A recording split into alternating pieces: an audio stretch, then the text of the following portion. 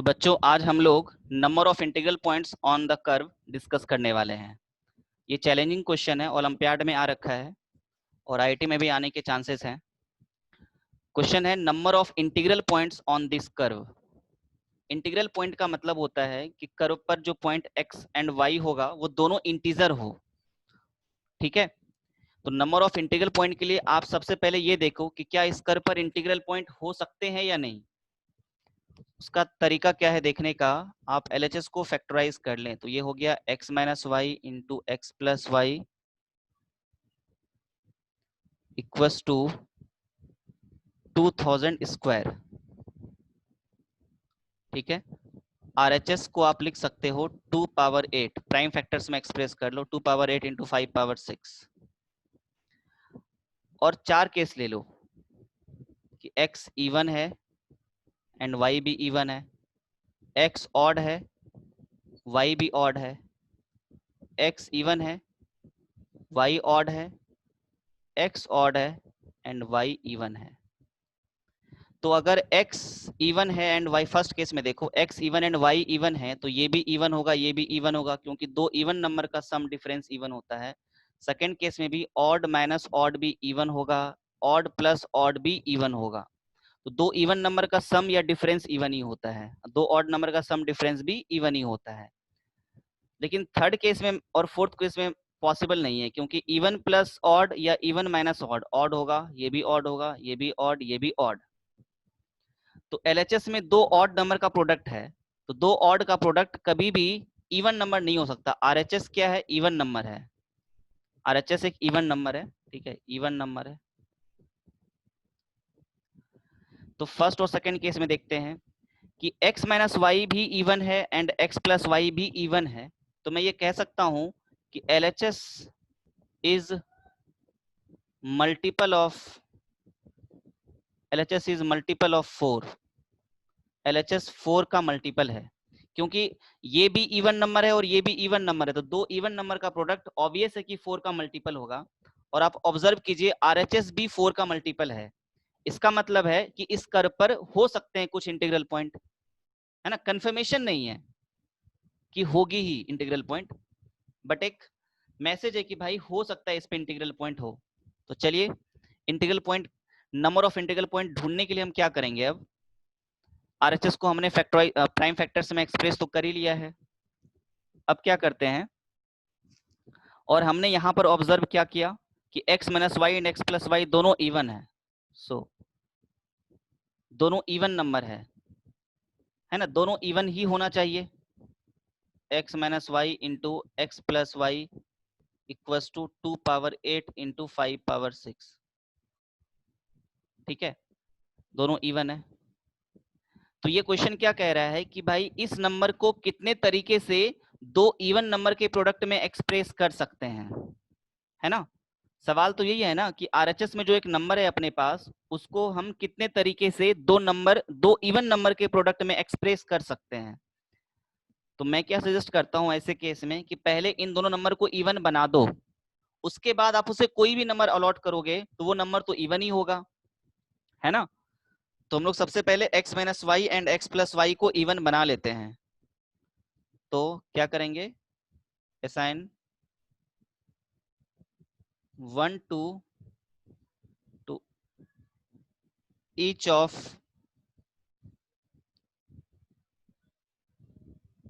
of x plus y and x minus y। मैंने x plus y को भी 2 दे दिया और x माइनस वाई को भी 2 दे दिया, और उसे बोला कि अपने पास रखो और भूल जाओ कि तुम्हारे पास ये है भी। ठीक है, क्योंकि अब मैं उसे अगर कोई और नंबर दूंगा तो वो बाय डिफॉल्ट इवन ही होगा, क्योंकि उसके पास ऑलरेडी 2 है। वेल तो हम लिख सकते हैं x minus y into x plus y equals to 2 power 6 into 5 power 6, जहां की ये भी इवन नंबर है और ये भी इवन नंबर है ना। इन दोनों को हमने 2 2 दे दिया। पहले ये था कि ये दोनों नंबर इवन होना चाहिए, है ना, और अब मैंने इसको इवन बना दिया है। ठीक है, चलिए अब सवाल ये है कि भाई इस नंबर को दो नंबर के प्रोडक्ट में एक्सप्रेस करना है। ठीक है, तो इस नंबर को दो नंबर के प्रोडक्ट में एक्सप्रेस करने के कितने नंबर ऑफ वेज हैं? सो नंबर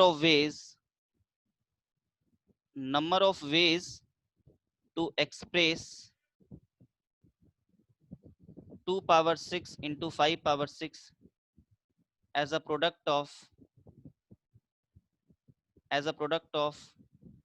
two numbers, है ना? और माइंड इट अनइक्वल नंबर्स, दो अनइक्वल नंबर, है ना? क्योंकि x plus y and x minus y कभी भी इक्वल नहीं हो सकते। एक चीज मैं आपको और बता दूं कि यहाँ जो कर्व दे रखा है वो एक हाइपरबोला है। तो आप हाइपरबोला का, एक सेकेंड, हाइपरबोला का डायग्राम बना लीजिए।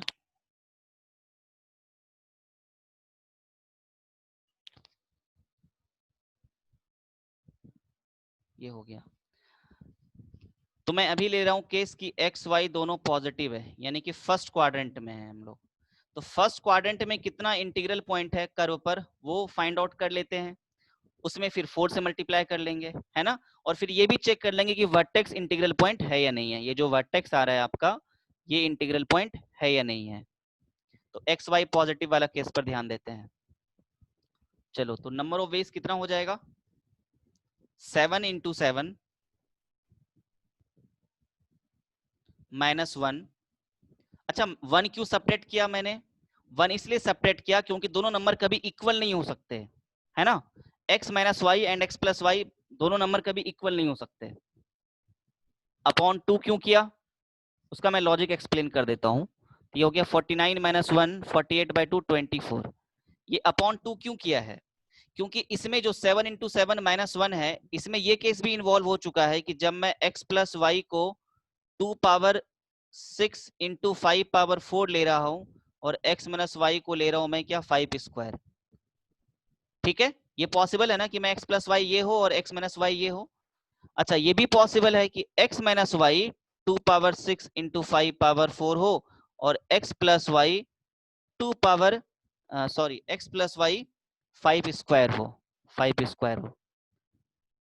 लेकिन इस केस में क्या प्रॉब्लम है ना, इस वाले केस में, कि इस वाले केस में आप देखो तो एक्स वाई दोनों पॉजिटिव नहीं आएगा, है ना? इस वाले केस में अगर आप ऐड करोगे तो एक्स तो पॉजिटिव आ जाएगा, बस सब्ट्रैक्ट करो, आप सब्ट्रैक्ट करो तो ये एक्स कैंसिल हो गया, तो वाई की वैल्यू क्या आ गई? वाई की वैल्यू एक नेगेटिव नंबर आ गई, एक नेगेटिव नंबर आ गई। लेकिन मैंने क्या बोला, आप पहले फर्स्ट क्वाड्रेंट में जितनी इंटीग्रल पॉइंट है कर्व पर वो फाइंड आउट कर लीजिए, ठीक है? उसके बाद तो हम आराम से 4 मल्टीप्लाई कर सकते हैं। इसीलिए मैंने 2 से डिवाइड क्यों किया है, इसीलिए 2 से मैंने डिवाइड किया क्योंकि अगर मैं ये केस ले रहा हूं तो ये मैं नहीं ले रहा हूं, ठीक है? क्योंकि मैं फर्स्ट क्वाड्रेंट में हूं। तो 7 इंटू 7 माइनस 1 अपॉन 2 24 हो गया। अच्छा, ये वर्टेक्स क्या होगा? तो वर्टेक्स से y जीरो कर देते हैं, तो y जीरो करने पे आ जाएगा 2000 0 और यहाँ आ जाएगा minus 2000 0। So total number of integral points कितना हो गया? 24 इंटू 4 और plus 2, so it is basically 98। So it is our final answer.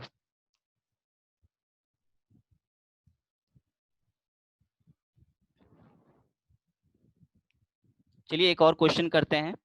Number of integral points on the curve x power 4 minus y power 4 equals to 3879108।